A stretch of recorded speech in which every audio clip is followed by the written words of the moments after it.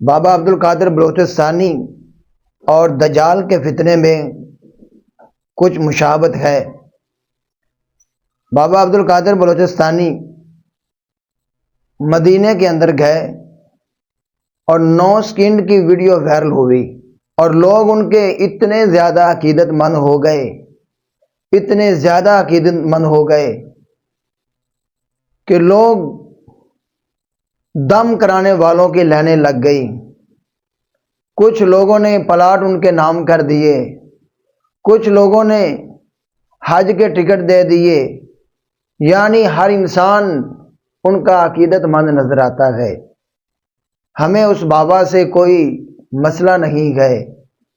کوئی اعتراض نہیں ہے۔ مسئلہ یہ ہے کہ دجال جب ظاہر ہوگا وہ اپنے علاؤ لشکر کے ساتھ ظاہر ہوگا، وہ اپنی شوبدہ بازیوں کے ساتھ ظاہر ہوگا۔ جیسے یہ بابا، ہم نے اس کے کپڑوں کو دیکھا، مخصوص لباس کو دیکھنے کے ساتھ ہی ہم ان کے عقیدت مند بن گئے، ان کا احترام کرنے والے بن گئے، ان کی تعریفیں کرنے والے بن گئے۔ اور دجال تو اس سے کئی گنا زیادہ اس کے پاس علاؤ لشکر ہوگا، اس کے پاس شوبدہ بازیاں ہوں گی اور وہ لوگوں کو اپنی طرف مائل کرے گا۔ تو اگر ہم اس طرح کی چھوٹے چھوٹے اگزامپل جو ہمارے سامنے آتے گئے ان کو دیکھنے کے بعد ہم فیل ہو جاتے گئے، تو وہ فتنہ جو اتنا بڑا فتنہ گئے اس وقت ہمارا کیا حال ہوگا۔ تو ہم مسلمان گئے،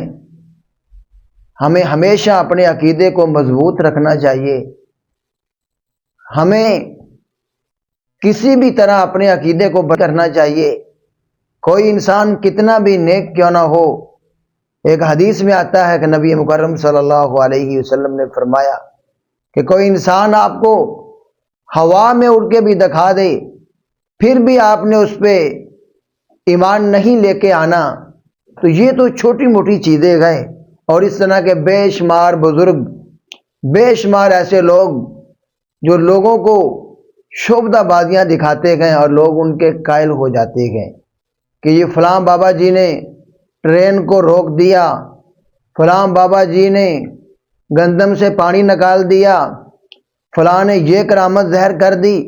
ان تمام باباؤں کی ساری کرامتیں ایک طرف رکھی جائیں اور دجال اس کی کرامتیں پھر بھی ان سے زیادہ ہوں گی، تو ہمارے لیے لمحہ فکریہ یہ ہے کہ وہ فتنہ جس سے نبی صلی اللہ علیہ وسلم نے ہمیں ڈرایا ہے کہ دجال کا فتنہ بڑا ہی سخت فتنہ ہوگا، اس وقت ہمارا کیا حال ہوگا۔